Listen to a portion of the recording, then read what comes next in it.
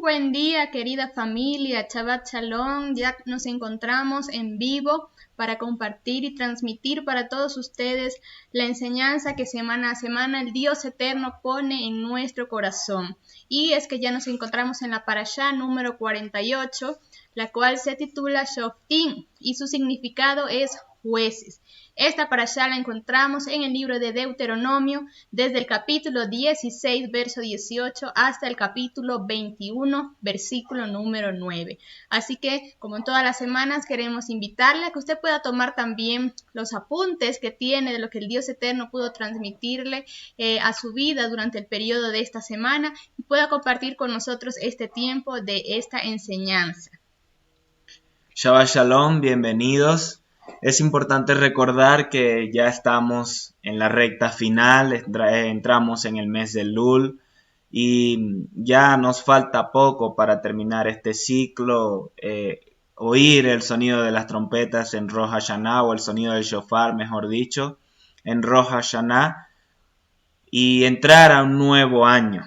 Bendito el Dios eterno porque nos permite nuevamente entrar a un nuevo año. Yo creo en el Señor que tiene algo preparado mayor para su pueblo, para nosotros, para sus escogidos, Israel y todos los que han sido injertados en el olivo, que somos ahora parte de la familia del reino, del eterno Dios, cercanos a sus promesas, a sus pactos, con la herencia de sus bendiciones, de todas sus riquezas y de su gloria. Bendito el Dios eterno, porque así nos ha hecho a cada uno de nosotros. Bien, debido a eso también y en obediencia a su Torá, permanecemos día a día estudiando su palabra, recordándolo, observando sus mandamientos y guardándolos para ser puesto por obra en nuestras vidas. No solo eso, sino también reproducirlo a nuestra siguiente generación, enseñarlo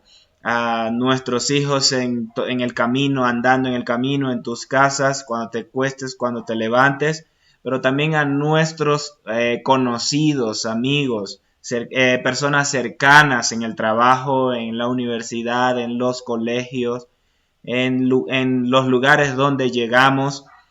Permanecemos en el eterno Dios y su Torá y sus mandamientos, ya que somos de la familia del eterno Dios. Bien, entonces, por esta causa traemos semana a semana el estudio de la porción semanal que comprende, como lo dice mi esposa, estos capítulos. Y tiene por nombre Shoftim, jueces o oficiales. Bien. Avanzamos entonces, comprende el capítulo 16, verso 18, donde se habla de estos administradores de justicia o jueces. Y voy a leer los versículos, dice así: designará jueces y escribas para ti en todas las ciudades que el Eterno tu Dios te da, conforme a tus tribus, para que ellos juzguen al pueblo con juicios justos. No torcerás el derecho, no harás acepción de personas, ni aceptarás soborno, porque el Eterno ciega los ojos de los sabios en el juicio y tuerce la declaración de los inocentes. Antes bien has de juzgar a tu prójimo con justicia, para que vivas y entres y tomes posesión de la tierra que el Eterno tu Dios te da. Así inicia la porción de esta semana. Antes de ellos entrar, debían tomar en cuenta la designación de estas personas que iban a administrar justicia en las puertas de sus ciudades conforme a sus tribus. Había una cantidad de jueces determinada que se debía levantar por cada ciudad, por cada tribu, dentro del territorio que ellos iban a conquistar, luego de todo el periodo de guerra, de conquista y de asentamiento en cada una de sus tribus y sus ciudades. Debían levantarse estas personas en las puertas con la función de administrar justicia ante el pueblo o en base a lo que el Eterno había establecido en su Torá. Entonces estos hombres debían ser conocedores, debían haber permanecido en la Torá del Eterno, estudiándola, repasándola, conociéndola para ellos poder administrar justicia. Eran hombres escogidos en base a esta vida que ellos habían llevado como estudiosos de la Torá, hombres reconocidos. No es simplemente que escogían a alguno porque era conocido de otro y tenía algún favoritismo entre las personas o entre los líderes en los pueblos, en las ciudades. No, sino que debía ser un hombre reconocido, conocido como sabio, entendido, justo, alineado a la Torá del Eterno. Entonces era escogido para administrar justicia. Entonces, ¿cuál era la función principal que ellos iban a cumplir? Y menciono todo esto para decir algo al final de terminar la parte de los jueces. Las directrices que a ellos se les está dando de parte del Eterno acá es que no iban a torcer el derecho, es decir, no torcerás el derecho, no harás acepción de personas y no aceptarás soborno. No solo la Torá iba a ser la base para ellos dictaminar toda la clase de juicio, sino también este fundamento, que no torcerían el derecho, no harían acepción de personas ni iban a aceptar soborno. ¿Por qué razón dicen no aceptarán sobornos? Lo acabamos de leer. Porque haciendo esto iban a ser cegados sus ojos y sus decisiones o sus declaraciones iban a ser torcidas. Iban a estar desalineadas de la Torá del Eterno por causa del soborno. Implícitamente, al aceptar algo de unas de las personas que estaban involucradas en el caso, la decisión del juez ya estaría afectada por causa de este regalo, este presente, esto que o soborno que esta persona haya hecho para ellos. Iban a estar cegados sus ojos para declarar la justicia del Dios eterno y absolver al inocente en caso de que fuese inocente. Vemos entonces en relación a estos tres argumentos principales o fundamentos en los cuales ellos debían caminar al ser establecidos como jueces y administradores de justicia, es que no debían torcer el derecho, y de esto nos habla el versículo siguiente, el verso 20, dice: antes bien, has de juzgar a tu prójimo con justicia. El torcer el derecho caería en error, ir contrario a la Torá del Eterno, y no hacer justicia y no caminar en rectitud. Entonces, antes de hacer esto, debían juzgar con justicia a su prójimo. ¿En base a qué justicia? A la Torá del Eterno. Esto no se iba a hacer en base a su criterio propio, su conocimiento propio, su razonamiento lógico, sino en base a la Torá del Eterno. Por eso dice: juzgarás con justicia. Es como si dijera: juzgarás con la Torá del Eterno a tu prójimo. ¿Por qué? Porque la Torá era la justicia dada a los hombres en aquel tiempo. Era la Torá en la cual ellos se basaban para justificar a una persona, es decir, para absolverla de culpa o de algún pecado que haya cometido a través de un sacrificio y ya todo un procedimiento. También vemos la justicia entregada por el eterno Dios, que es Yeshua. Entonces encontramos la justicia que es en la Torá y la justicia que es Yeshua, el eterno personificado en hombre. Yeshua mismo, que es la Torá viviente, él vino para impartir justicia. Es decir, él no vino para proclamar algo contrario a la Torá, sino él mismo lo dice en Mateo 5, que él vino a cumplir la Torá, es decir, a dar el entendimiento correcto o la aplicación correcta de la Torá del eterno Dios, derribando así los argumentos de hombre, todos esos más de 6,000 preceptos que establecieron los hombres por encima de la Torá, conocida como tradiciones de hombre, que lo menciona Yeshua en los evangelios, y de hecho él vino a derribarlos, a ir contrarios a ellos.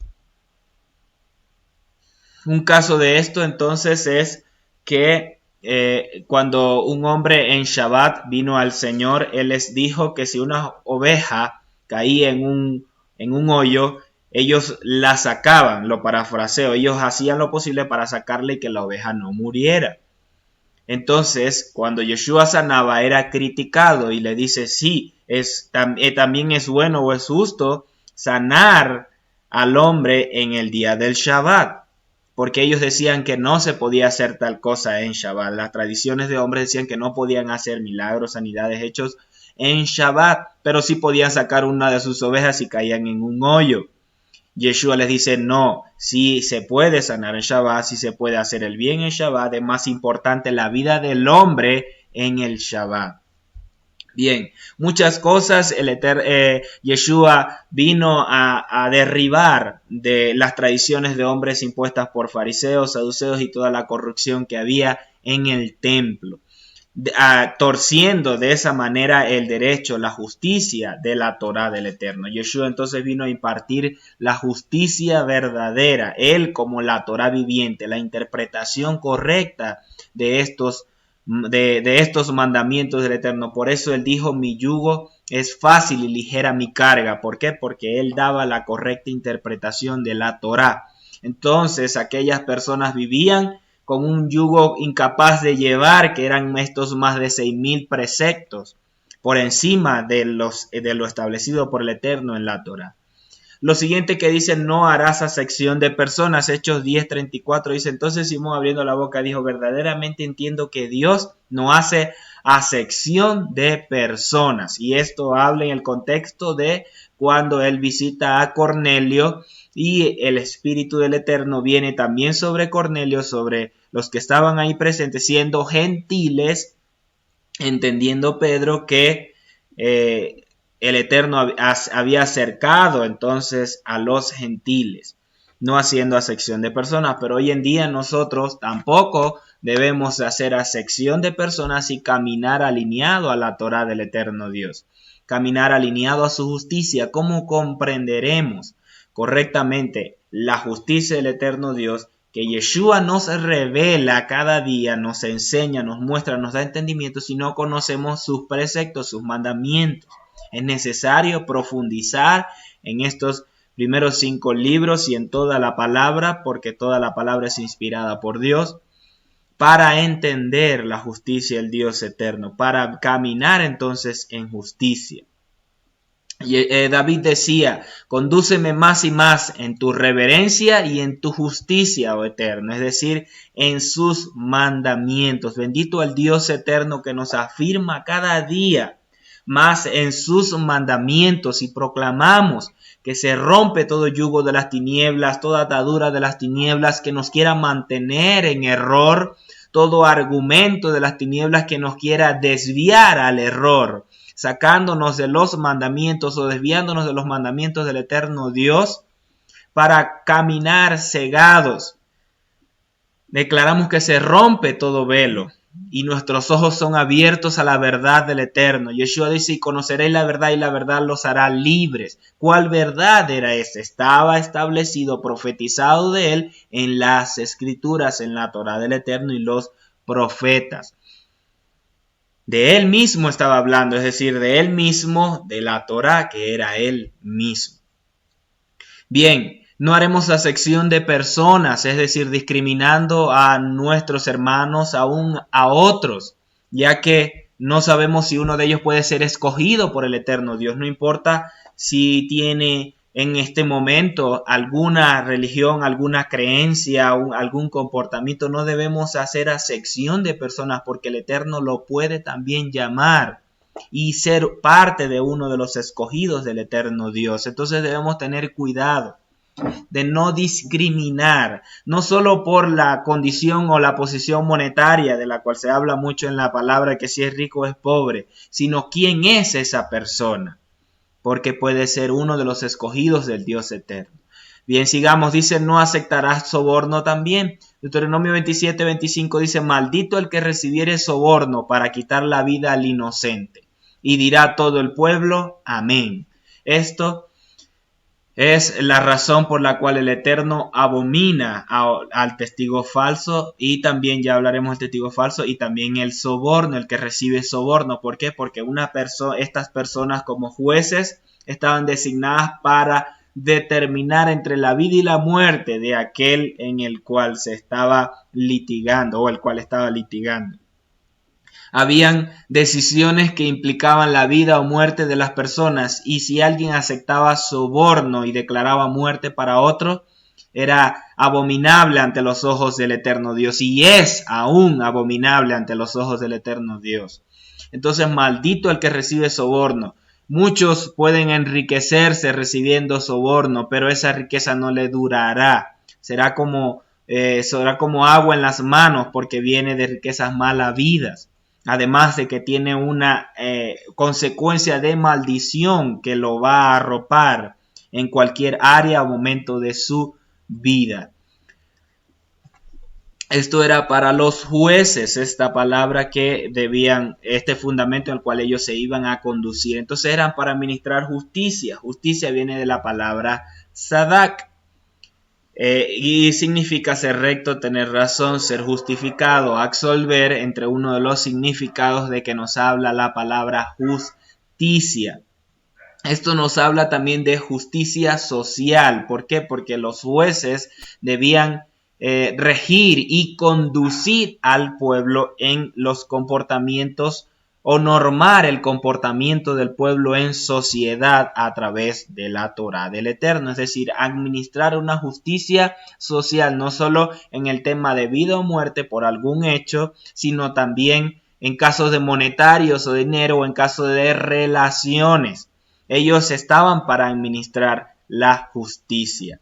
Bien, pasando entonces para entrar al otro tema, quisiera también invitarlos para profundizar un poco más en el tema de los jueces y la justicia, la función que cumplimos nosotros como jueces ante el eterno Dios, no solo para administrar justicia, sino para cubrir al pueblo como lo hacía estos jueces establecidos en las puertas de la ciudad. Les invito también a que puedan ver el día de la publicación o la transmisión del día de ayer del apóstol Carlos Soto y también de el Ministerio Casa de Reconciliación, que también nos habla bastante más sobre este tema, que les invito a que puedan profundizar en él. Entonces visiten al apóstol Carlos Soto y al Ministerio Casa de Reconciliación, ministerio amigo, que sé que le va a traer bastante bendición también. Luego de esto vemos al capítulo 17. Vemos cómo ya para entrar al capítulo 17, nos habla sobre el Eterno que hace justicia. ¿Por qué el Eterno hace justicia? Porque esto habla de que un periodo del tiempo en el año, el rey salía al campo para estar más cerca del pueblo, para administrar justicia ante el pueblo. En esta posición el pueblo tenía un mayor acceso al rey, ya que eran traídos a él. No todos los casos en el reino eran traídos a él, porque habían jueces establecidos en las ciudades que absolvían o resolvían todos los tipos de asuntos. Sin embargo, había una época en la cual el rey salía al campo. En este mes de Lul precisamente era el tiempo en el cual el rey salía y las personas tenían mayor acceso a él. Entonces él hacía justicia, y la proclama que haces, apártate y yo te haré justicia. ¿Qué significa esto? ¿Qué implica esto? El apartarse debe salir de toda alianza con Babilonia, porque el juicio viene. Apártate de Babilonia, huye todo lo que huela, suene o parezca a Babilonia. Y esto nos habla de lo que también nos impartía el apóstol Carlos en una de sus transmisiones sobre esta nueva temporada o el entrar a este nuevo año, donde el Eterno hará justicia, hará juicio a las tinieblas, pero también justicia para su pueblo en un grado mayor. Va a ser percibido en un grado mayor de lo que se ha estado haciendo durante todo este tiempo, y de hecho conforme a la palabra del eterno Dios, donde él cada día o ciclo tras ciclo hace separación entre su pueblo, entre los que son de su pueblo y los que no son de su pueblo, entre la luz y las tinieblas, por lo cual es cierto, es verdadero que lo negro será más negro y lo blanco se hará más blanco, porque el Eterno está haciendo separación, y este nuevo año el Eterno hace juicio contra las tinieblas y justicia para su pueblo, donde las cargas que llevábamos serán quitadas de nuestras vidas, serán quitadas, el Eterno meterá su mano más profundamente en nuestro ser para sacar esas cargas de nuestras vidas. Al apartarte tu caso recibe audiencia, será el tiempo de Esther donde Asuero extenderá su báculo y te dará audiencia. También Él exhibirá tu justicia, tu rectitud y tu obediencia de acuerdo a lo que anduviste. Y ahora, es importante entender esto, que andemos en justicia, que andemos en rectitud y en obediencia, porque mucho pueblo de Dios cree que anda caminando en justicia, en las buenas obras que fueron preparadas de antemano para que anduviésemos en ella, creyendo que solo es salir a la calle a predicar, hacer el bien a los pobres, dar una limosna, cuando no es todo eso de lo que nos habla caminar en justicia y en las buenas obras, sino en los mandamientos del eterno Dios. Por caminar en la palabra del Eterno, en la Torá del Eterno, vas a hacer todas estas cosas como consecuencia de. Entonces hay mucho pueblo que dice que la Torá no está vigente, que no guarda Torá, que no guarda el Shabbat, por lo cual no está caminando en rectitud, en justicia, alineado al eterno Dios. No está en obediencia. Y el que no está en obediencia recibe consecuencias. Entonces, pueblo, despierta, abre tus ojos, inquiere mucho más en el eterno Dios para entender cuál es su proyección correcta, su interpretación correcta y la verdad que está trayendo a su pueblo en este tiempo, haciéndonos volver al trazo, haciéndonos volver a sus pactos, a sus promesas, de las cuales Él nos ha hecho cercanos, miembros de la familia del reino. Y ahora tenemos acceso a todo ello. No sigamos en los argumentos de error, en las teologías de error, donde dicen que la Torá ya no está vigente, que los pactos que el Eterno hizo con su pueblo 7 pactos y que cada pacto ya pasó, que solo estamos en el pacto de la gracia, pero ¿dónde está todo lo demás, todo el fundamento para llegar a esto? ¿Acaso se elimina? No.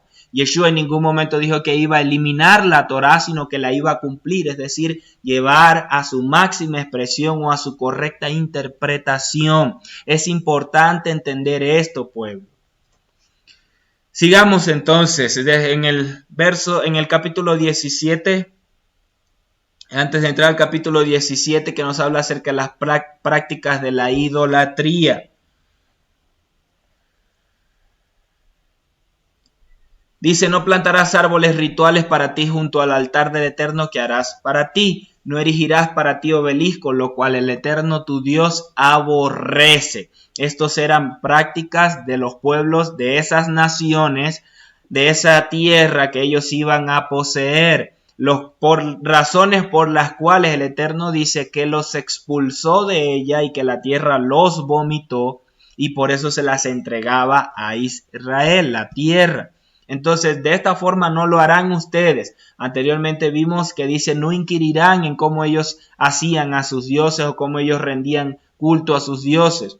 ¿Por qué? Porque todo esto el Eterno lo aborrece. Entonces hay muchas cosas que Babilonia, que el enemigo, que las tinieblas mezcló para que no pareciese idolatría o no pareciese parte de estas prácticas paganas y las mezcló y las involucró con el pueblo de Dios. Entonces debemos también cada día autoexaminarnos, no sea que estemos realizando parte de estas prácticas o viviendo en relación a estas culturas paganas contrarias al eterno Dios de otros pueblos, de otras naciones, que en nuestro contexto hoy en día también es aplicable porque somos un pueblo aparte para el eterno Dios. Somos su pueblo especial dedicado para vivir de acuerdo a su cultura, a sus fiestas y no las fiestas de otras naciones del mundo es importante que los voy a estar mencionando. Entonces, ¿cuáles eran estos árboles rituales y estas obeliscos? Ya lo voy a mencionar. Entonces, Asera o Astarte era el nombre de la principal deidad femenina venerada en el antiguo Canaán, Fenicia y Siria. De hecho, también Isis es la misma deidad femenina en Egipto. Y así también todas estas deidades en las diferentes religiones son la misma deidad femenina. Los fenicios le llamaban Astarte, la adoraban como Istar y tenían templos de acera. Primera de Samuel 31 nos habla de esto. Acera fue representada por el tronco de un árbol sin ramas plantado en la tierra, es decir, le hacían forma de mujer también, debido a la asociación con árboles tallados. Los lugares de culto de Acera fueron llamados también árboles frondosos o lugares de árboles frondosos, que se refiere también a esta palabra Acera, a un bosque de árboles o a un lugar con árboles frondosos. Más o menos le coloco una imagen en relación a estos árboles rituales llamados árboles frondosos. No necesariamente es este.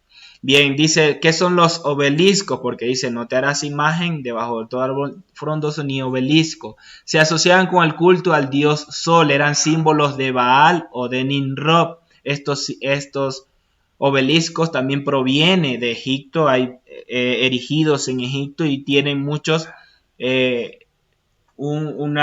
toda una religión, una teoría, una historia en relación a cómo se creó el obelisco en Egipto, representando el falo. Eran símbolos de Baal y de Nimrod, que fueron de donde se originó también. También son reconocidos como símbolos sexuales. La palabra imágenes que aparece en nuestra Biblia es traducida de varias palabras diferentes con distintos significados. Una de estas palabras es matzeba, que significa imágenes altas, es decir, obeliscos. Aquí tenemos la cita donde aparecen estas palabras. Otra palabra también es la que se llama Hamanim, que significa imágenes del sol, es decir, dedicadas al dios sol. Entonces, estos obeliscos no solo eran dedicados al dios sol, sino que también tenían una connotación sexual. Y aquí vemos dos ejemplos en mi país, Venezuela, como lo vemos en Maracaibo, en la Plaza de la República, y en Caracas. También coloqué dos ejemplos que existen hoy día aquí en Ecuador, como lo son en la plaza en Ibarra y también en Guayaquil. También hay un erigido, un obelisco, que todo esto no es que, ay, qué bonita se ve la plaza, tiene un significado, tiene un trasfondo y sirven también para las tinieblas en el lugar donde se encuentra. No fueron levantadas solamente por ser símbolos fálicos en relación al dios Sol, a Baal, a Nimrod, sino que también cumplen una función dentro de una línea ley que también influye sobre los territorios y los lugares en los cuales estos son levantados y erigidos. Bien, ¿por qué estos obeliscos pudieron presentar mejor su simbolismo? Para que estos obeliscos pudieran presentar mejor su simbolismo pagano, eran erigidos verticalmente, así que apuntaban hacia el sol. La posición era erecta con el fin de simbolizar un falo. Bien, solo coloqué estas, pero si usted revisa, en casi todos los países en el mundo hay erigidos obeliscos. En muchísimos países hay erigidos obeliscos. En Argentina es uno de los símbolos representativos de la nación, el obelisco.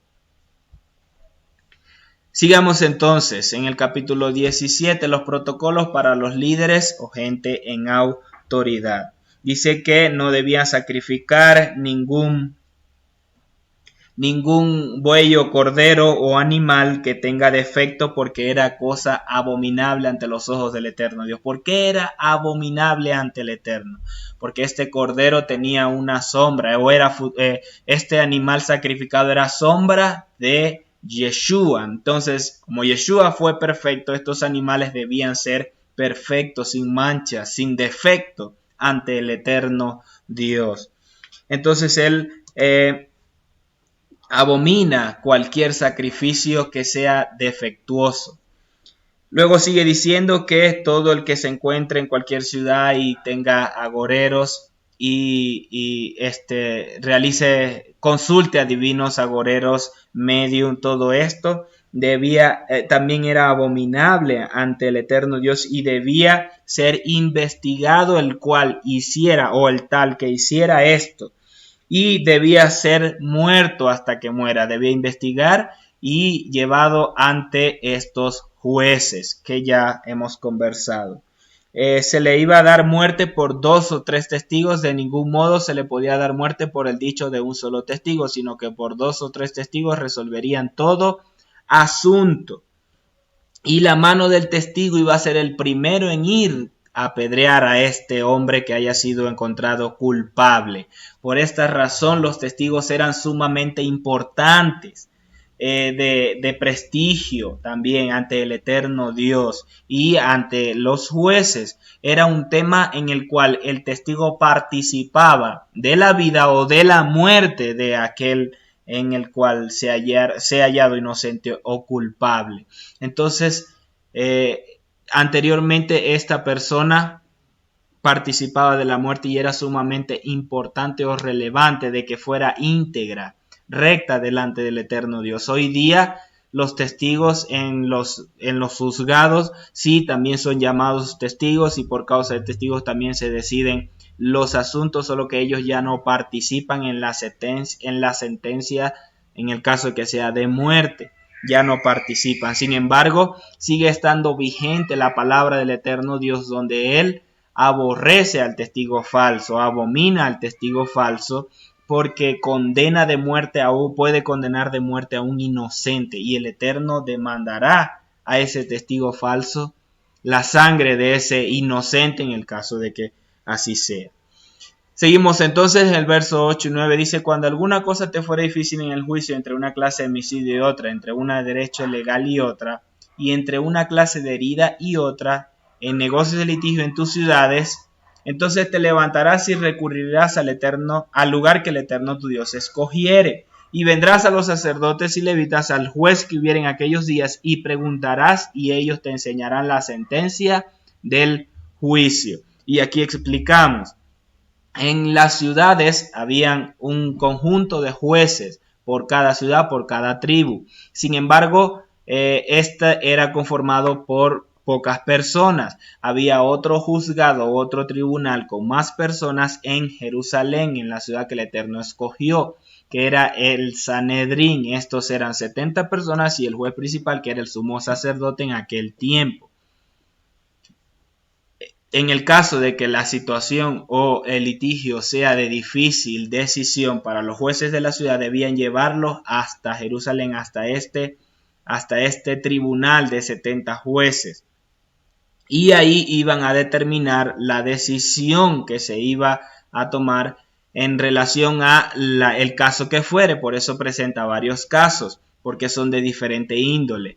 Entre si fuese una clase de homicidio, entre un derecho legal, una herida y otra, o negocios de litigio, de diferentes casos de índole debían ser llevados a Jerusalén. Entonces el líder en autoridad en esa situación complicada debía recurrir a los ancianos, y ellos les dictaminarían la sentencia. Entonces esto nos habla también de que en la multitud de consejos está la sabiduría. Es importante hoy día, ya no vamos a ir a Jerusalén a llevarlo ante los ancianos en Jerusalén, porque si hay ancianos en la congregación y debe resolverse el caso con los ancianos en la congregación. Sigamos entonces el procedimiento de exhortación para la familia del reino en el pacto renovado. Mateo 18, 5, 17 es un caso, como lo mencionaba, ya no va a ser en llevarlo al templo, sino en la misma congregación va a ser, y nos habla Pablo, el Señor en Mateo 18, 15, dice: repréndelo, si tu hermano te ofende, repréndelo en privado. Si no te hace caso, repréndelo con 1 o 2 personas de testigos, porque por boca de 2 o 3 testigos se resolverá todo asunto. Repréndela ante estos testigos. Y si aún no, entonces dilo a la congregación. Y esto debe hacerse en la congregación para evitar toda clase de chismes, murmuraciones, divisiones, contiendas entre ellos. Aún aquel que no quiera alinearse o rebelde que esté impartiendo o reproduciendo rebeldía en la congregación, esta persona debe ser reprendida de inmediato, es decir, corregida, no regañada, sino corregida de inmediato. En privado, si no te hace caso, con testigos. Y si no te hace caso, dilo a la congregación. Y si la persona no hace caso, Pablo después dice, el tal se ha entregado a Satanás. Es decir, se ha expulsado, lo dice Pablo, el tal se ha entregado a Satanás. Bien, luego sigue hablando en cuanto a un futuro rey. Nos dice la normativa en cuanto a un rey. Dice, cuando hayas entrado en la tierra que el Eterno tu Dios te ha entregado y tomes posesión de ella y la habites y digas, constituiré rey sobre mí como las demás naciones a mi alrededor, podrás constituir un rey sobre ti, el que el Eterno tu Dios elija. Él dice, cuando hayas entrado en tu tierra y decidas constituir un rey sobre ti, podrás hacerlo por el que yo elija, aun cuando no fue la voluntad del Eterno Dios desde el principio para su pueblo, sino que ellos se rigieran en base a la Torá y a estos jueces establecidos. El pueblo aún quiso un rey, pero escogieron a uno que el Eterno no escogió, por lo cual él se enojó con su pueblo. ¿Por qué? Porque esto era sombra de Yeshua también, en el cual el Eterno iba a establecer a Yeshua como rey de su reino sobre su pueblo. Entonces ellos escogieron a Saúl, el que el Eterno no escogió en aquel tiempo, no era conforme al corazón del Eterno Dios.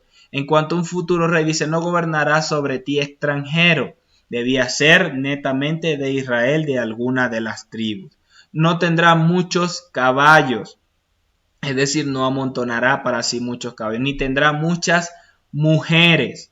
Estos eran los lineamientos para el rey. Ni acumulará mucha plata y oro, sino que redactará una copia de la Torá que tienen los sacerdotes, le dice, y la tendrá consigo y la leerá todos los días. ¿Por qué? Porque a través de la Torá el rey iba a gobernar, iba a dirigir la nación en base a toda la legislación establecida por el Eterno en su Torá y no lo que él creería como máxima autoridad, como juez o como aprendiera en otras naciones, sino por lo establecido por Dios. Una de las razones por la cual el Eterno llama a David un hombre conforme a su corazón, porque caminó alineado a su Torá en mucho tiempo de su vida. Bien, veamos el ejemplo de Salomón, que él no cumplió con estos lineamientos del Eterno en todo su reinado, sino que él aumentó el número de caballos, es decir, se involucró con Egipto, donde se criaban estos mejores caballos, y él tuvo numerosos caballos en primer libro de Reyes 4:26. También tomó muchas mujeres y su corazón se inclinó a la idolatría, nos confirma en el mismo primer libro de Reyes, capítulo 3, verso 1. Él tuvo 300 esposas, 700 concubinas, o sea, tuvo demasiadas mujeres que ellas, para complacerlas, él le construyó lugares altos, le construyó altares a sus dioses, desviando así su corazón. Y también atesoró abundancia de oro y plata para sí mismo.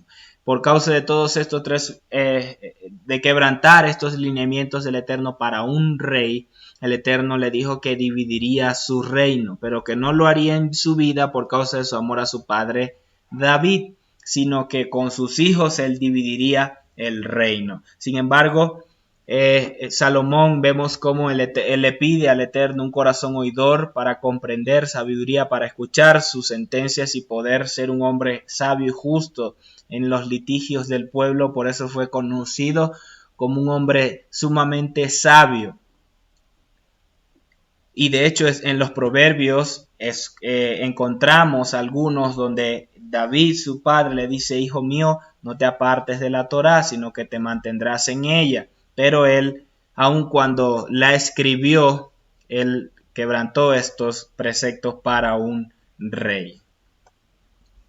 Entonces, ¿cuál es la máxima expresión de la adoración? La obediencia, estar alineado, cosa que Salomón no permaneció en ella, porque vuestra obediencia ha venido a ser notoria a todos. Un caso en Romanos 16:19.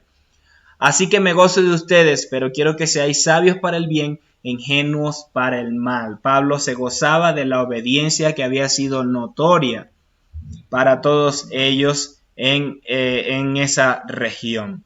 En 2 Corintios 10:5 dice, derribando argumentos y toda altivez que se levantan contra el conocimiento de Dios y llevando cautivo todo pensamiento a la obediencia al Mesías.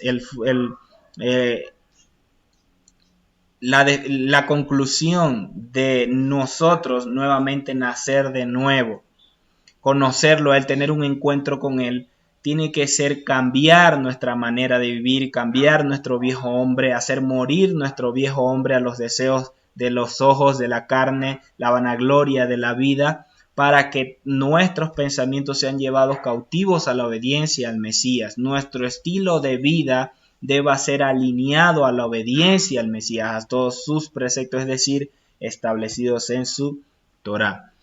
Pasamos entonces al capítulo 18, nos habla de la estricta prohibición en contra de las costumbres paganas. Sin embargo, el Eterno menciona sobre los sacerdotes antes de entrar a las costumbres paganas. El Eterno y el sacerdote y el levita no tendrán porción ni heredad entre ustedes los hijos de Israel, sino que ellos comerán de las ofrendas del Eterno y de su porción.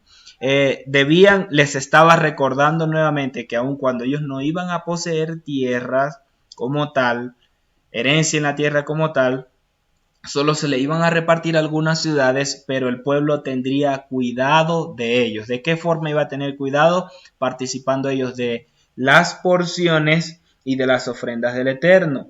En cuanto a su heredad, ellos no tendrán heredad en sus hermanos como a él dicho. Esto le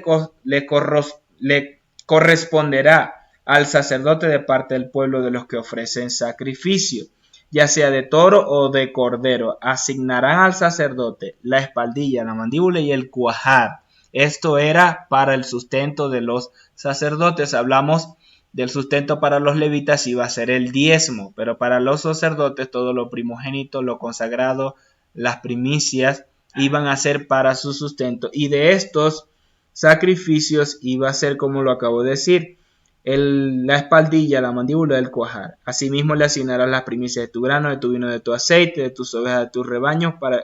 Para el Eterno tu Dios lo escogió de entre todas tus tribus, para que se levante a ministrar en el nombre del Eterno tu Dios, él y sus hijos todos los días. Él y sus hijos todos los días. Esto era entonces igual sombra del Mesías, porque él lo escogió para ministrar ante el pueblo y el Eterno Dios. Es decir, Yeshua vino y como sumo sacerdote fue ahora constituido sacerdote para siempre según el orden de Melquisedec, y él con su sangre entró al lugar santísimo, al tabernáculo celestial, y ofició como mediador de reconciliación entre el Eterno y su pueblo. Entonces este sumo sacerdote era figura de el Mesías. Sigamos entonces el capítulo 18, dice, cuando entres a la tierra que el Eterno tu Dios te da, no aprenderás a hacer según las prácticas de aquellas naciones. No se ha hallado en ti quien haga pasar por el fuego a su hija, ni quien practique adivinación, ni engañe mediante artes mágicas, ni hechicero, ni encantador, ni adivino, ni mago, ni quien consulte a los muertos, porque es abominación para con el Eterno cualquiera que hace estas cosas. Y por estas cosas el Eterno echa delante de ti a estas naciones. Entonces, esto era para el pueblo de Israel en aquel tiempo porque iban a entrar. Pero ahora nosotros como pueblo del Eterno Dios que salimos de Egipto, ahora somos llamados a ser diferentes, un pueblo aparte, consagrado a Él y a su cultura, alejados sin participar de las costumbres paganas de las naciones de las cuales el Eterno nos sacó para ser de su pueblo. En el país donde vivas tienes tienen costumbres paganas que son contrarias al Eterno Dios, y voy a mencionar algunas de las principales en el mundo. El Día de los Reyes Magos es una celebración que no tiene un fundamento bíblico como tal. Se mencionan sabios del Oriente que vinieron a traer regalos al Mesías. Estos eran conocidos sabios del oriente porque eran conocidos en los tiempos, y de las tribus que se habla que eran conocidos en los tiempos era la tribu de Efraín, la tribu sí. Dice, comenzó aparentemente en Egipto y Arabia, en lo que se acostumbraba a llevar regalos a los reyes. Hasta la fecha esto continúa, y el uso actual de esta celebración tomó como excusa la única mención que se hace en Mateo 2:1, que se refiere a la visita de los sabios o magos cuando Yeshua nació. Esta mención en la Biblia no especifica cuántos eran ellos ni sus nombres. El número y el nombre de ellos, Gaspar, Melchor y Baltasar, fueron tomados de un libro no inspirado por Dios, conocido como el Evangelio del Pseudo Tomás. Bien, entonces dice en este libro que está fuera de la palabra, dicen que eran 3 y tenían estos nombres, pero los conocidos en los tiempos entonces dijimos que eran los de la tribu de Isaacar, que no eran reyes sino sabios, que fueron y llevaron regalos porque conocieron entendían la profecía dada por el Eterno que aparecería la estrella en el oriente, que estaba hablando del Mesías, de la venida del Mesías, los de la tribu de Isaacar. Bien, luego vemos otra celebración muy popular a nivel mundial, que es el carnaval, el cual tampoco tiene un origen en la palabra, y de las cuales su pueblo debe salir y no debe celebrar, porque ahora es un pueblo consagrado para el eterno Dios. El carnaval tiene su origen en fiestas paganas como las del buey Apis e Isis en Egipto, las fiestas dionísicas griegas y los bacanales romanas. Estas fiestas fueron dedicadas a dioses paganos. Baco, deidad romana, que era el dios borracho; Dionisio, dios griego de la vida desordenada, borracheras; Eros, dios griego de la belleza masculina, del sexo, en latín Cupido; y Pan, dios griego de la música y de las orgías. Todos estas festividades paganas no son de una festividad única de una sola nación, sino que se produjeron muchas mezclas. Por eso en varias de estas usted va a encontrar varias versiones o varios orígenes, porque es una mezcla como tal de varias culturas paganas que se mezclaron a través de la Iglesia Católica también, que también fue parte de esta mezcla, y se reprodujo a través del cristianismo en el mundo, en muchos de estos, aceptándose así como parte del pueblo de Dios, cuando es totalmente pagano. Otras de las fiestas es Halloween, que también celebra mucho pueblo de Dios y no entienden el origen correcto de esta festividad pagana. Esta celebración no tiene ninguna relación con la escritura. Tiene su origen hace aproximadamente 3000 años en los pueblos del norte de Europa, Inglaterra, Irlanda, Francia, Noruega, Islandia, esos pueblos del norte, pueblos celtas. Esta festividad es dedicada totalmente al culto de Satanás y lo celebran los sacerdotes druidas el 31 de octubre. También en esta fecha se conoce como la noche de Walpurgis, una festividad de brujas también. Como el año nuevo, también es como el año nuevo celta. Ese día terminaba la cosecha y celebraban las fiestas de su dios de la muerte. En este día renuevan pactos, hacen sacrificios, se dirigen a lugares de cultos paganos donde abiertamente reconocen que no es nada de Dios, no tiene nada que ver con el Eterno, sino que es una festividad pagana. Los colores que lo identifican son el naranja, que representa el otoño, y el negro, que representa el color de la muerte. A medida que los tiempos o los años pasaron, como lo menciono, se fueron agregando aditivos, se fueron agregando aspectos en las celebraciones. Por ejemplo, en esta de Halloween, que se agrega la calabaza con la figura de esa de cara. Ese día es abominación al Eterno porque se consultan a los muertos. Los practicantes de sectas satánicas visitan los cementerios para tener contactos los muertos y hacen rituales. En 1834 el Papa Gregorio XVI cristianizó esta celebración. Es importante saber esto. No nació en la Biblia, sino que fue introducida por la Iglesia Católica. Otra fiesta muy popular que se celebra más que todo en México, el Día de los Santos o el Día de los Muertos. Acá en Ecuador también se celebra el Día de los Muertos, es muy marcada esta celebración también. La gente va a comer a los cementerios, va a comer con sus muertos, recordando a los muertos cuando Dios no dice eso. El Día de los Muertos se originó con los aztecas, la fiesta era durante el mes azteca de Micailhuitotli y la diosa se llama Mictecacihual, la mujer de los muertos, que era la que presidía en la fiesta. Y el Día de los Muertos originalmente se celebraba para los ángeles y los niños muertos. Actualmente se celebra por todos los muertos. En algunas regiones se come el fiambre, que quiere decir comida de muertos. ¿Por qué razón en Latinoamérica es muy marcada esta festividad del Día de los Muertos? Porque tiene su origen en las culturas prehispánicas, es decir, aztecas, incas, mayas celebraban estas fiestas paganas.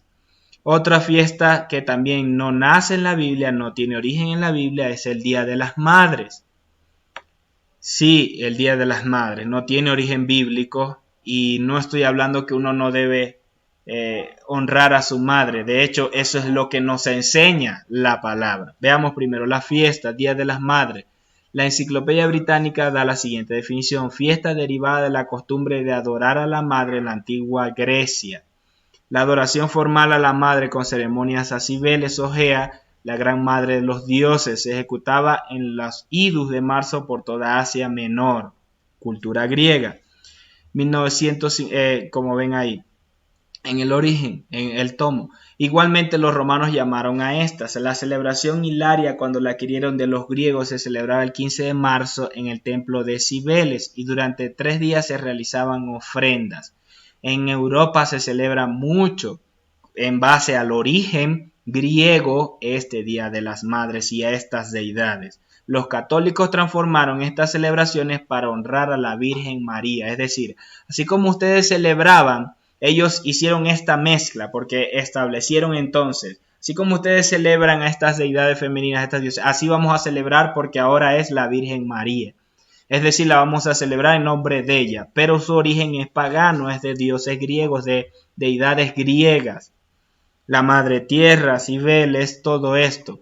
Entonces, la Biblia no nos habla, o la palabra no nos habla de celebrar el Día de las Madres o el Día del Padre, que también tiene su origen, como lo ven acá, es uno de los orígenes mencionados en relación al Día del Padre, sino que nos dice que honremos a nuestros padres, porque de esta forma nos dará largura de días sobre la tierra. Es uno de los primeros mandamientos con promesa. Dice, honra a tu padre y a tu madre para que te vaya bien. No dice, celebra el Día del Padre, celebra el Día de la Madre, celebra el Día del Niño. De hecho, estas 3 festividades tienen su origen más antiguo en Nimrod, en Semiramis y en Tamuz, que eran esta triada pagana que dio origen a muchas culturas en el mundo, totalmente paganas, de las tinieblas, babilónica, que es de origen babilonio. De ahí se celebran estas festividades del Día del Padre, Día de la Madre, Día del Niño. No lo dice la Biblia. Entonces, ¿por qué nosotros lo celebramos si podemos honrar a nuestros padres todos los días? Honrarlo, dedicarle un día especial de una comida, un regalo, es honrar a nuestros padres. No tiene que ser una fiesta pagana, ni comercial, ni de marketing a nivel de nuestras vidas, como pueblo del eterno Dios.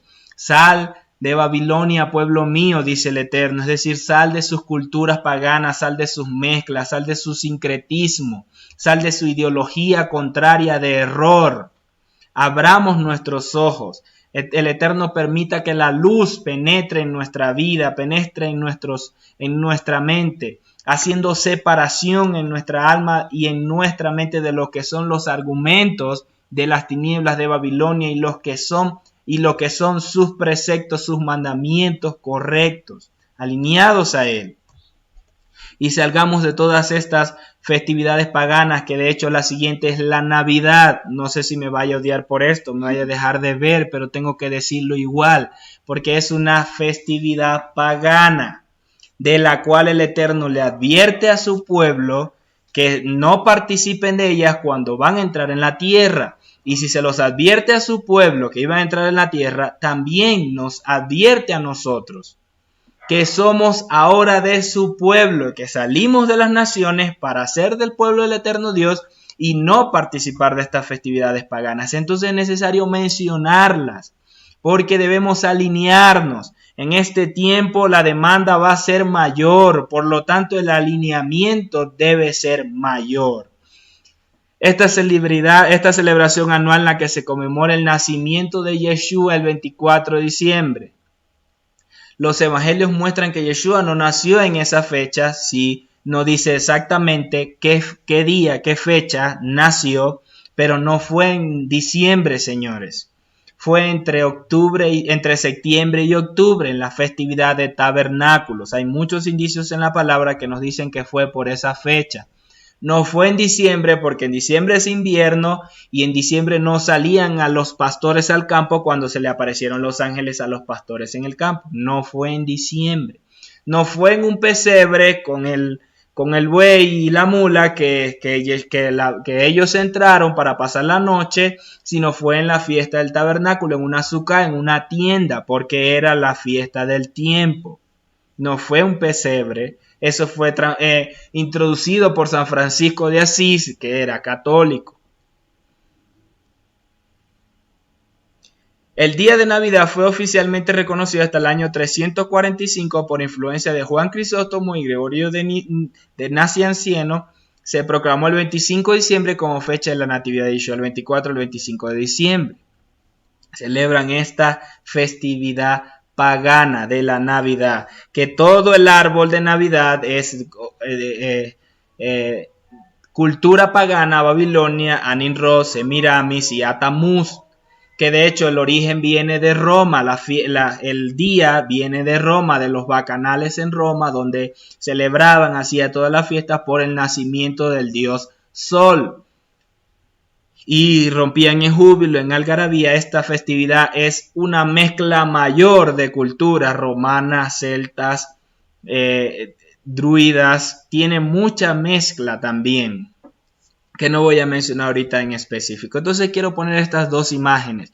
En esta fecha de Navidad donde la gente gasta mucho más para aparentar, para supuestamente dar una bienvenida a un año nuevo cuando no empieza el año en enero, dando así paso a toda esta práctica de error, que de hecho en esa imagen dice, ¿dónde apareces tú en la Biblia? Y es cierto, no aparece en ningún lado. ¿Por qué entonces meterlo en la Biblia? Bien, sigamos entonces para avanzar. En el capítulo 18 entonces seguimos el capítulo 18 y Moisés les habla acerca de un profeta que el Eterno iba a traer, al cual iban ellos a oír.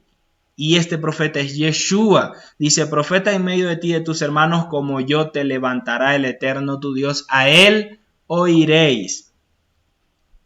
A él oiréis o a él escucharán, según lo que pediste ante el Eterno tu Dios en Horeb. ¿Por qué razón? Según lo que pidieron. El día de la asamblea, cuando dijiste, no escucharé más la voz del Eterno Dios, ni veré más este gran fuego para no morir. Entonces sigue diciendo, les levantaré un profeta en medio de sus hermanos y pondré mis palabras en su boca y él les hablará como tú todo lo que yo le mande. Está hablando de Yeshua, ese profeta que fue profetizado por Moisés, que ellos leyeron pero que no entendieron. Fue Yeshua, el siervo sufriente, también profetizado en Isaías 53, y él vino a ellos.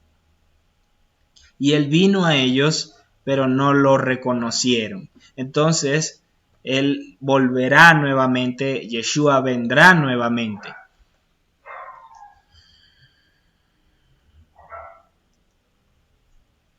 Veamos entonces cómo Moisés era sombra de este profeta que iba a venir o que el Eterno le iba a levantar, es decir, Yeshua. Voy a poner 3 ejemplos acá de cómo Moisés era tipo de Yeshua en aquel tiempo.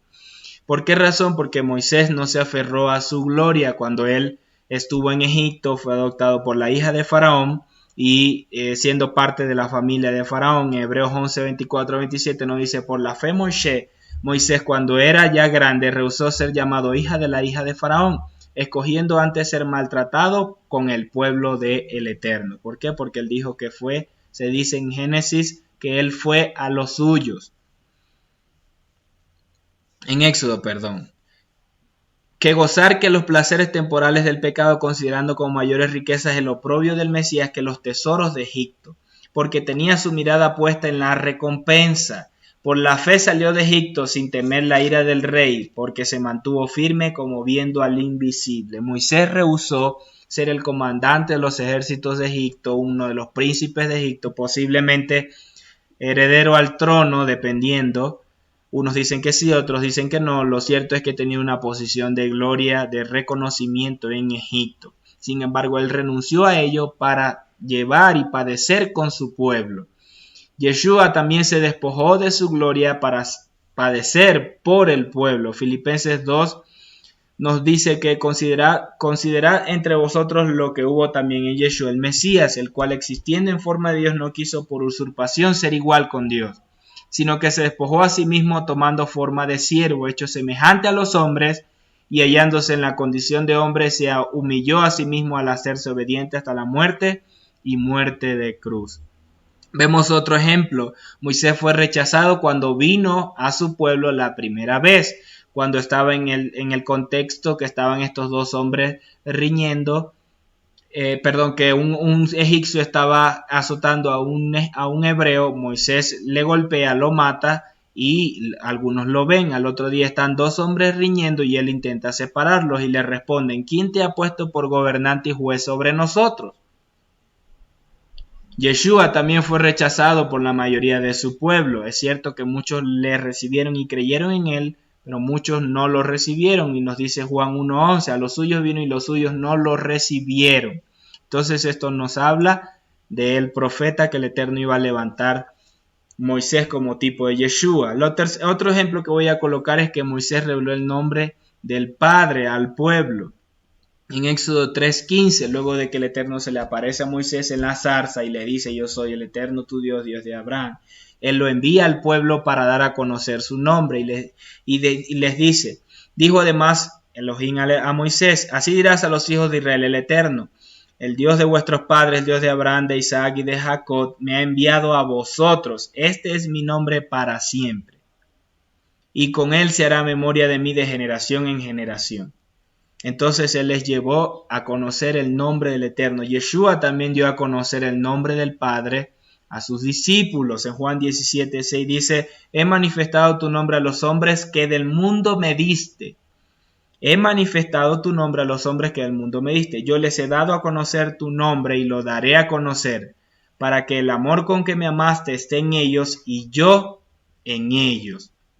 Entonces vemos aquí el cumplimiento Yeshua de esta palabra profética del profeta, que él les levantaría, a él escucharían y él hablaría todo lo que él les mande. Yeshua decía que él no hablaba de su propia cuenta, sino lo que oía hablar al Padre. Otro ejemplo también lo podemos ver entre Moisés y Yeshua, es que Moisés fue alejado del pueblo, o se alejó del pueblo durante mucho tiempo y luego regresó. 40 años pasó Moisés en casa de Jetro en tierra de Madián antes de volver a Israel. Yeshua también fue separado de su pueblo, pero regresará luego de mucho tiempo. Creemos en que así Yeshua volverá. Bien, es importante antes de seguir mencionar el tema de Yeshua, ya que dice que él nos dio a conocer su nombre, pero es importante saber que el nombre Yeshua también ha sido restaurado, ha vuelto a su pueblo, porque antes le conocíamos como Jesús, Jesucristo, y aún mucho pueblo lo menciona de esta forma. ¿Por qué menciono esto? Porque Jesús, aunque el Señor lo pueda entender, no es su nombre verdadero.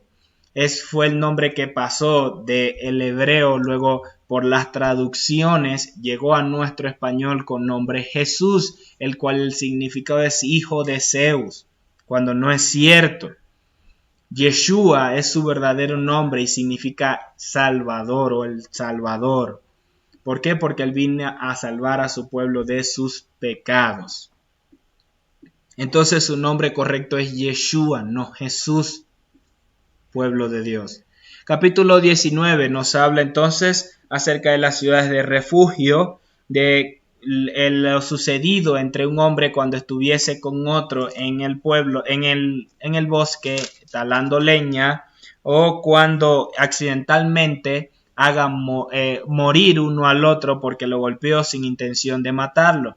El Eterno le habla al pueblo de que debían abrir los caminos, allanar los caminos para las 3 ciudades de refugio que iban a haber ahí en la tierra, en las cuales ellos iban a poseer. Debía dividirse la tierra en 3 partes y allanar los caminos para que aquella persona que diere muerte a otro accidentalmente pudiese llegar y no lo apresara o no lo tomara el vengador de la sangre.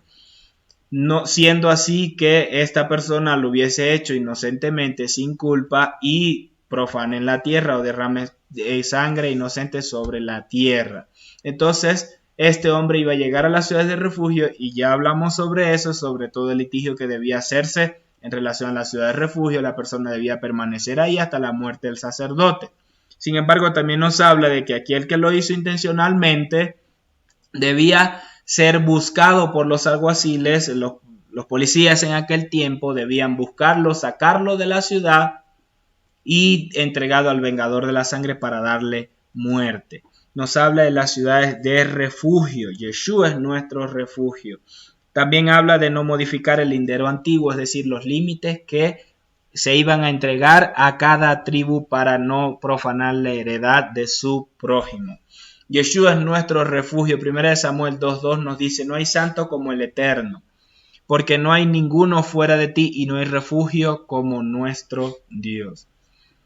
En Salmo 28:8 nos habla que el Eterno es la fortaleza de su pueblo y el refugio salvador de su ungido. En Salmo 46:7 nos dice: el Eterno de los ejércitos está con nosotros. Nuestro refugio es el Dios de Jacob. Entonces, estas ciudades de refugio hablaban del perdón de los pecados que venía a hacer a través del sacrificio de Yeshua y que Él es nuestro refugio. Bien, lo otro que dice en el capítulo 20 son las excepciones del pueblo para ir a la guerra. Habían algunas directrices o lineamientos. Habían los sacerdotes, en este caso los sacerdotes que iban a proyectar al pueblo en creer en el Eterno para conquistar a sus enemigos, para vencer a sus enemigos, los alguaciles que hacían el llamado, que ya lo voy a mencionar, y los capitanes que dirigían estratégicamente el ejército. Los sacerdotes dicen entonces: cuando salgan a la guerra tus enemigos y veas a caballo y carros un pueblo más numeroso que tú, no tengas temor de ellos, porque el Eterno tu Dios te sacó de la tierra de Egipto y va contigo.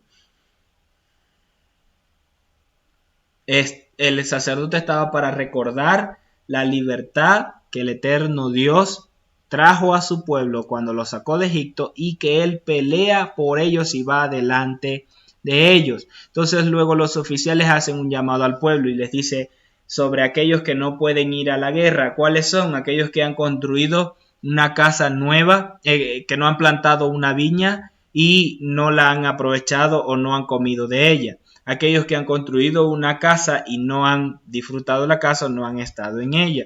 Y también aquellos que tengan un compromiso, se hayan desposado con una mujer y no la ha conocido, no ha tenido intimidad con ella, no sea que otro también la conozca o tenga intimidad con ella. Y lo último es aquel que tenga temor y cobardía, es decir, que sea de corazón endeble. Esto nos habla de el que tiene temor es porque no cree en el Eterno Dios, es porque no cree en que el Eterno iba a pelear por ellos. Entonces, aquellos que tengan temor, que no están convencidos, que no tienen la confianza en que el eterno Dios los va a libertar, va a pelear por ustedes, regrésense. No vaya a ser que con su corazón desfallecido contagien también a todo el pueblo. Y lo parafraseo de esta forma. ¿Por qué? Porque aquel que confía en el eterno, que cree en el eterno, avanza y entrega su causa, su vida a la batalla. Entonces este era el llamado para el pueblo, que ellos no tuviesen ninguna preocupación en otra cosa, sino en entregarse completamente en la batalla, creyendo en el eterno Dios que Él los iba a librar. No es tener su corazón en otras cosas. Luego habla de las situaciones en la guerra. Antes de luchar con ellos, debían hacer una propuesta de paz. Si ellos aceptaban paz, ellos entraban y no había guerra. Pero si no aceptaban la paz, entonces debían sitiar la ciudad, y cuando fuera invadida, cuando fuera ya tomada, debían matar a todos los hombres y tomar como botín todas sus posesiones, las mujeres y los niños. Esto iba a ser para las ciudades que estaban ahí, no para las otras naciones. Ahora, durante el sitio de la guerra, él les dice que no debían talar los árboles frutales, que solo se podían talar los árboles que no daban frutos, porque estos árboles frutales no son hombres para venir contra ustedes en el sitio, y de ellos iban a aprovechar para alimentarse durante el sitio. El sitio implicaba rodear la ciudad y cortar toda entrada de suministros, de agua, de comida que hubiese para la ciudad, al punto de que la hacían rendirse o salir despavoridos, sin estrategias, debilitados a luchar.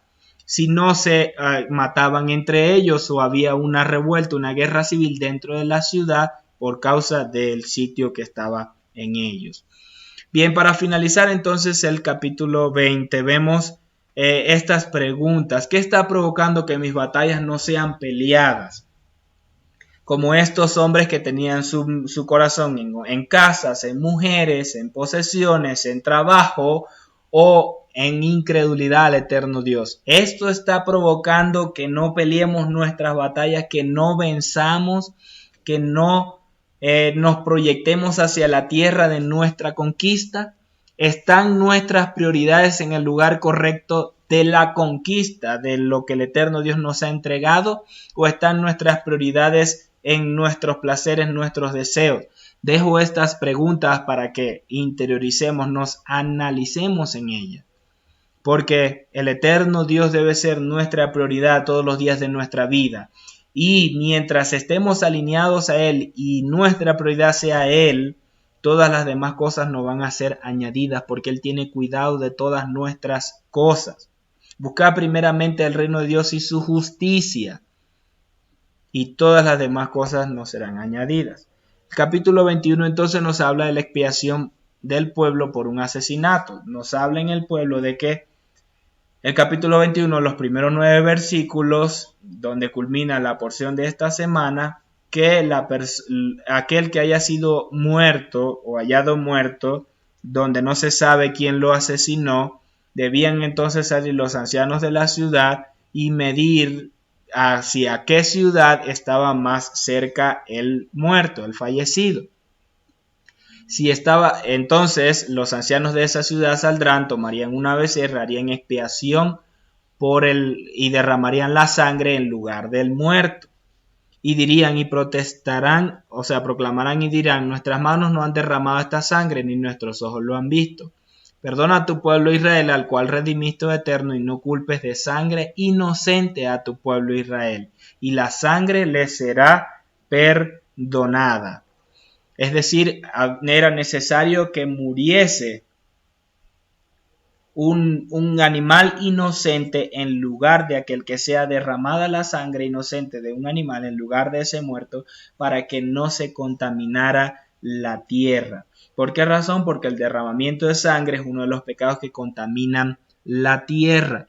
Los pecados de sangre, el derramamiento de sangre, la idolatría y los pecados sexuales contaminan la tierra. Génesis 4:10 nos dice: y él le dijo: ¿qué has hecho? La voz de la sangre de tu hermano clama a mí desde la tierra. Es un ejemplo de cómo la sangre contamina la tierra. Mateo 26, 27 y 28 nos dice, y tomando la copa y habiendo dado gracias, les dio diciendo, bebed de ellas, porque esto es mi sangre, el nuevo pacto, que por muchos es derramada para remisión de los pecados.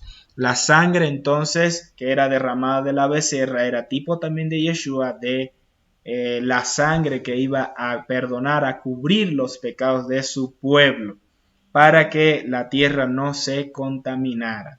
Bendito es el eterno Dios que preparó desde antes de la fundación del mundo al Cordero Santo inmolado, que fue inmolado en base a su plan de redención para su pueblo y que lo envió al mundo en carne, Yeshua, el Salvador, el Señor, el Adón, para derramar su sangre, para borrar nuestras rebeliones, limpiar nuestras iniquidades y perdonar nuestros pecados, porque nos habíamos descarriado, cada quien había agarrado por su camino, pero el Eterno puso en él los pecados de todos nosotros.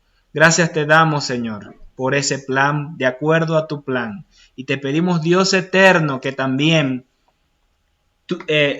tus escogidos, Señor, sean apartados, sean seleccionados, sean abiertos sus ojos para ser parte de tu pueblo Efraín. Despierte Efraín, tu pueblo de las naciones, y entren al reino de tu amado Hijo, y a través de la sangre de Yeshua el perdón de sus pecados. De esta forma entonces damos entrada a la porción de la Haftará para concluir esta semana.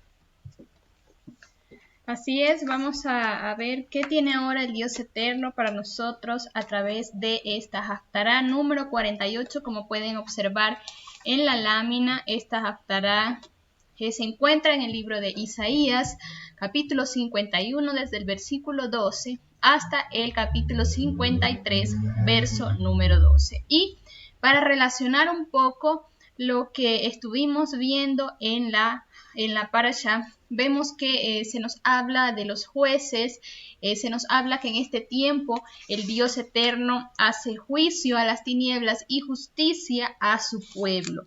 Esto vamos a estar viendo también en esta Haftará, ya que vamos a ver donde el Eterno le habla palabras de consuelo a Sión. Y vemos cómo en esta enseñanza el Padre dice, ciertamente consolará el Eterno a Sión, consolará todas sus soledades. Dice que cambiará su desierto en paraíso y su soledad en huerto del Eterno. Se hallará en ella gracia y gozo, alabanza y voces de canto. También nos enseña el Dios eterno. Dice, oídme los que conocéis justicia, pueblo mío, cuyo corazón está en mi Torá. No temáis afrenta de hombre, ni desmayes por sus ultrajes. Así que es importante estar alertas, estar también apercibidos, porque esta palabra nos habla el Dios eterno a nosotros hoy en día también. Y es hermoso como ver que en este tiempo el Padre nos habla de que hará juicio en este caso vemos que en la Haftará el Dios eterno habla que hará juicios para aquellos que se han levantado contra Israel, que se han levantado contra su pueblo, que por mucho tiempo lo oprimieron, lo menospreciaron, pasaron por encima de él, y que el Eterno se levanta con su amor, con su misericordia, para hacer justicia a su pueblo, para hacer justicia, así como dice la Escritura, aquellos en cuyo corazón está la Torá del Dios eterno. Así que por eso es importante que nosotros cada día podamos apegarnos más a la Torá, apegarnos más a los preceptos que el eterno Dios nos ha entregado. Es por eso que es importante que nosotros cada día podamos marcar la diferencia en el mundo donde habitamos, donde convivimos, que nosotros podamos ser diferentes a esas culturas babilónicas, a esas culturas que cada día en diferentes países, en diferentes naciones se levantan, y que nosotros podamos marcar esa diferencia como pueblo del Dios eterno, como pueblo que camina con la Torá, con nuestro corazón apegado a la Torá. Así que vamos a iniciar con el verso número 12. Dice, yo soy quien os consuela. ¿Quién eres tú para que temas al mortal, a hombres que son como la hierba, y te hayas olvidado del Eterno tu Hacedor, que extendió los cielos y cimentó la tierra, y tiembles continuamente todos los días ante la furia del opresor cuando se apresta a destruir. ¿Dónde ha quedado la furia del opresor? El pueblo de Dios temía a Babilonia, pero no al Dios eterno. Tenía razones para temer a Babilonia debido al daño que ésta quería hacerle, pero también debió haberse dado cuenta de que el poder del eterno Dios es mucho más grande que el de Babilonia. Es lo que se nos comienza enseñando en estos primeros versículos. Así que el Dios eterno se levanta como nuestro consolador. En algunas versiones de la Escritura dice: yo soy vuestro consolador. Así que el Padre es nuestro consolador. Él es quien se levanta para hacer justicia en medio de nosotros. No es con nuestras propias fuerzas que vamos a tomar justicia, sino que el Dios eterno en este tiempo, en este ciclo en el cual Él abre para nosotros en estos días de Teshuvá, donde estamos alineando aún más nuestras conductas hacia lo que Él nos enseña. Él es nuestro consolador y Él es quien pelea por nosotros. Luego dice la Escritura en los siguientes versículos: despiértate, despiértate. Ponte en pie, oh Jerusalén, tú que has bebido de la mano del Eterno la copa de su ardiente ira, y apuraste hasta el fondo la copa del aturdimiento. Estos dos males te han sucedido, ¿y quién se compadece de ti? Desolación y quebranto, hambre y espada, ¿por medio de quién te consolaré? Por tanto, oye esto, oh afligida, embriagada también y no de vino. Así dice el Eterno tu soberano y tu Dios, que defiende la causa de su pueblo. He aquí, yo quito de tu mano la copa del aturdimiento. No volverás a beber de la copa de mi ira. La pondré en mano de tus verdugos, los que te decían: póstrate para que pasemos.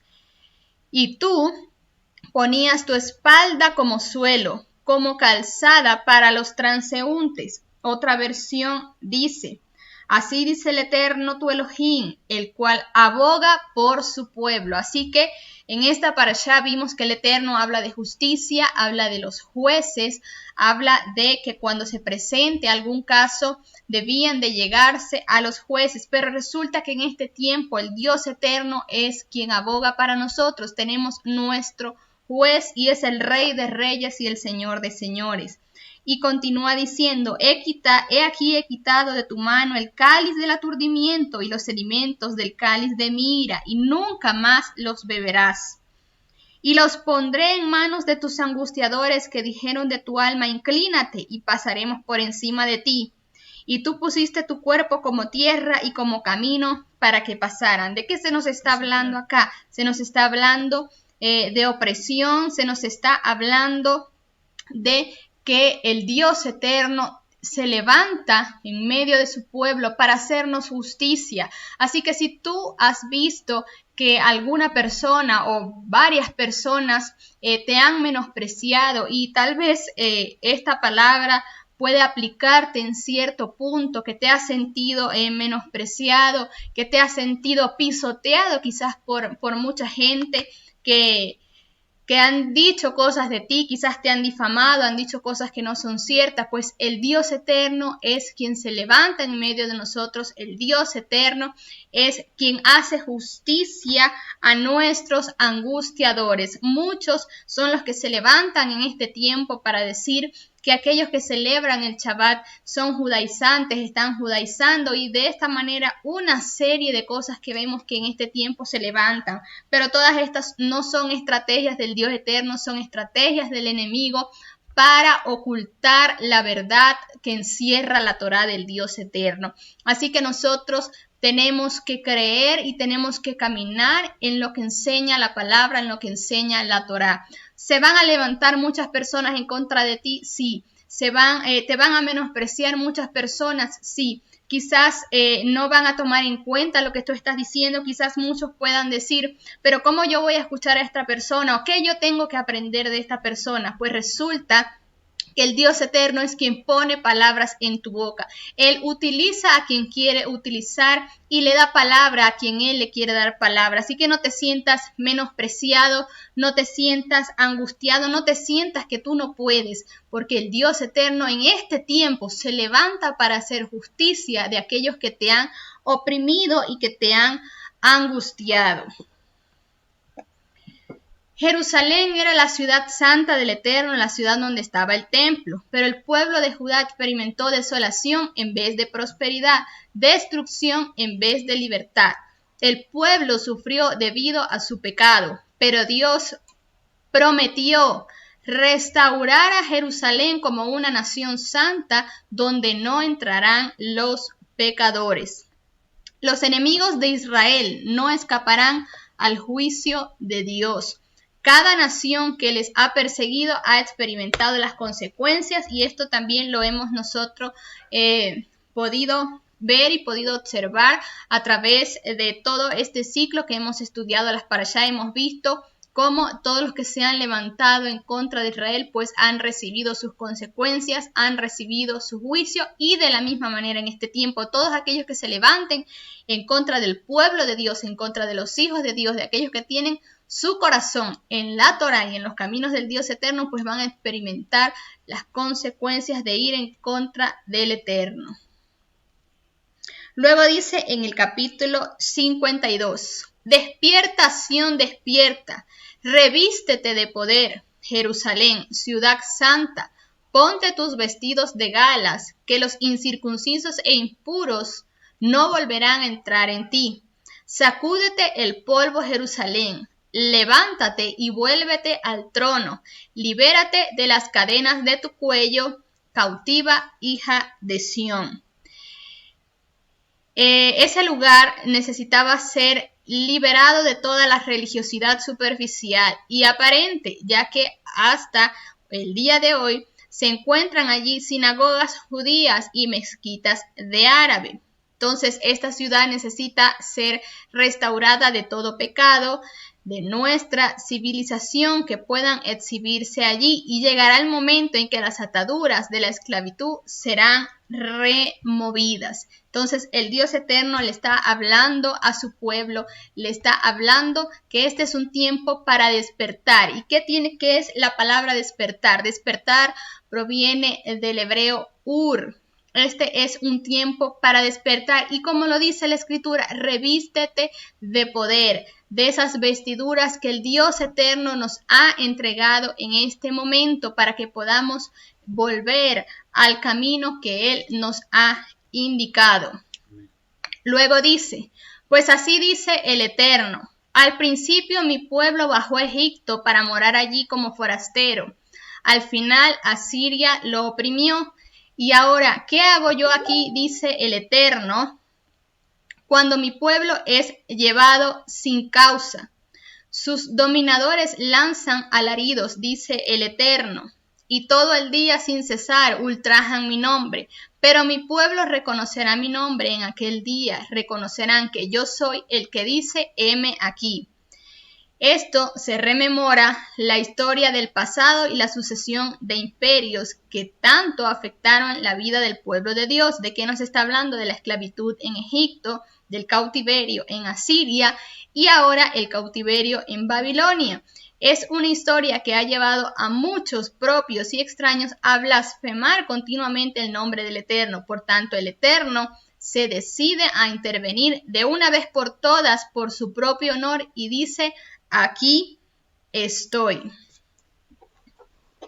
Y luego en los siguientes versículos, entre el verso 7, y el verso 10, se describe la marcha triunfal del Eterno desde Babilonia hasta Sión. En el verso 7 dice, cuán hermosas son sobre los montes los pies del que trae alegres nuevas, del que anuncia la paz, del que trae nuevas del bien, del que publica salvación y del que dice a Sión, tu Dios reina. Es decir, aquí se nos habla de los enviados que se anticipan para hacer llegar a Sión las nuevas de la salvación, diciendo: el Eterno reina.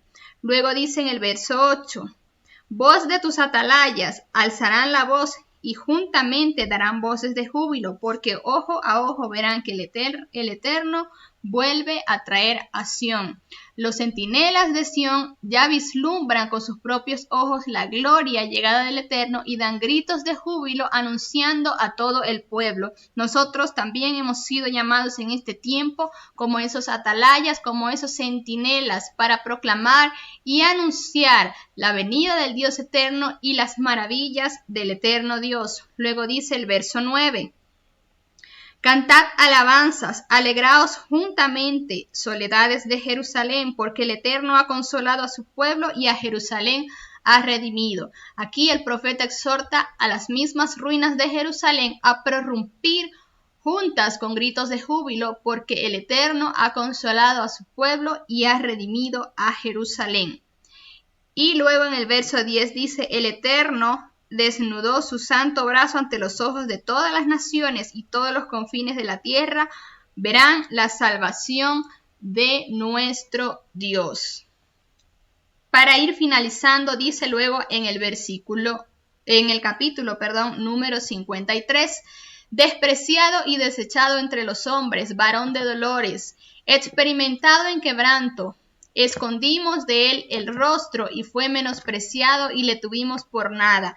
En este capítulo se nos habla de Yeshua, del Mesías y de lo que él hizo por nosotros. Dice: ciertamente llevó él nuestras enfermedades y sufrió nuestros dolores, y nosotros le tuvimos por azotado, por herido de Dios y abatido, mas él herido fue por nuestras rebeliones, molido por nuestros pecados.